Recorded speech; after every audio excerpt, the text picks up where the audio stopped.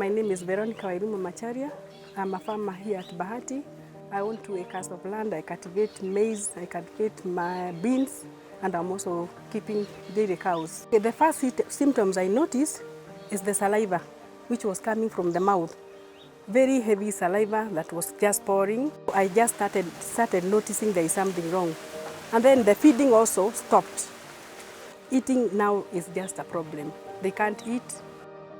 My family they are farmers. They normally deal with cattle farming and dairy farming. When I was still a kid, I developed the passion of being a farmer. 2 months ago, my cows developed foot and mouth, and they started dripping the saliva and limping. And all of a sudden, they couldn't even eat. Foot and mouth disease is a highly infectious and highly contagious viral disease that affects cattle and other ruminant types of animals, as well as wildlife. It spreads quickly from animal to animal, especially when people and livestock are in close proximity. Clinical signs of infection include salivating, ulcers, and lesions in and around the mouth.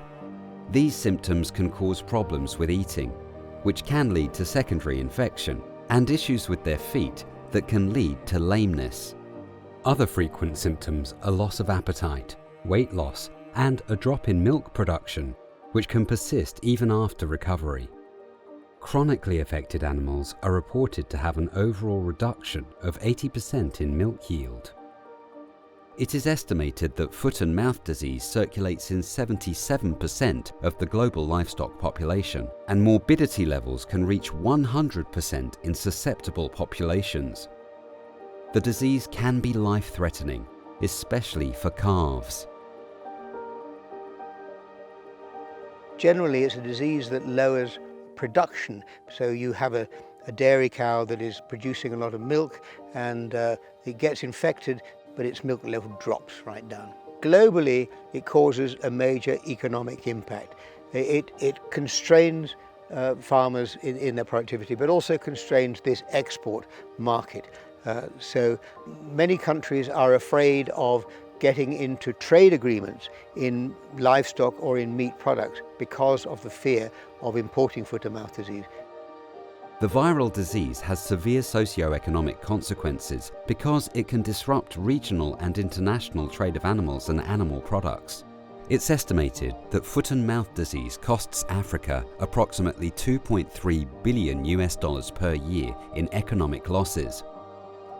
The impact of FMD to the livestock of Ethiopia is very great. Foot and mouth disease is endemic in Ethiopia, and it affects livestock for the farmers directly and indirectly.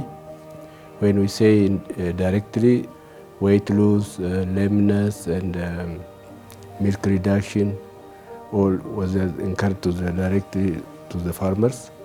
When we say indirect loss, it's also the cost that is incurred for the treatment and vaccination, and the cost for the animal maintenance or during it is so sick. And indirectly, it is restricting the trade export of animals. So Ethiopia could not be entered to the high valued strategic market to the Far East because of the foot and mouth disease. This disease, foot and mouth, has never been in my mind. We have never been informed about it. The diseases that we have always met, we are able to manage because we call the vets around. My 4 animals were producing to a tune of 35 to 45, depending with the feeding of the day. The highest I've had was about 55 liters in the 4 animals. So finally, I have nothing. I'm buying milk to feed on for my family. Foot and mouth disease is endemic in all East African countries.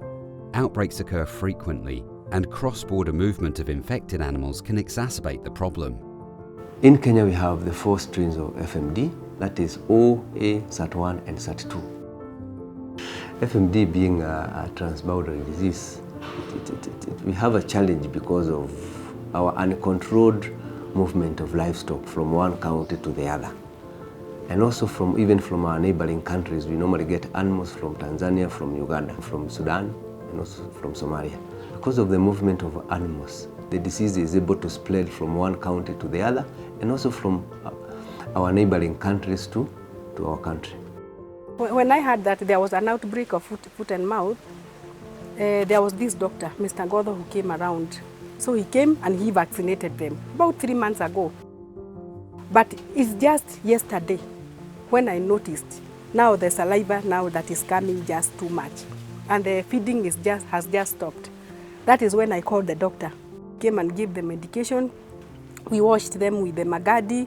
In fact, they could not even wake up. So you had to drag them and just pull them, and then we started washing them.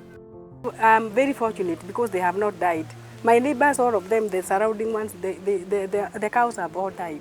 Despite the clear impacts of foot and mouth disease in Eastern Africa, efforts to curb the disease are often limited in scope, since governments face various challenges. In addition to the transboundary challenge, which can limit the effectiveness of control activities by any one country, governments in the region also face significant resource constraints.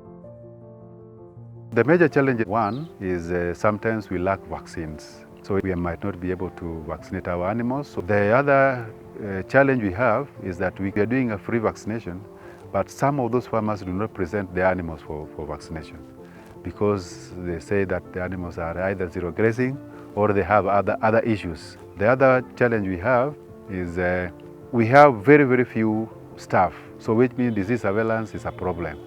And the few staff we have, they are also aging, which means we do not track each and every farm, each and every area, so that we can be able to detect the disease.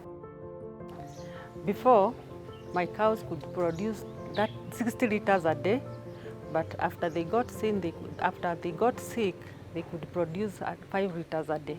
Apart from production, I lost the animals. So there is nothing I have in the farm, and now it is like I'm going to start again.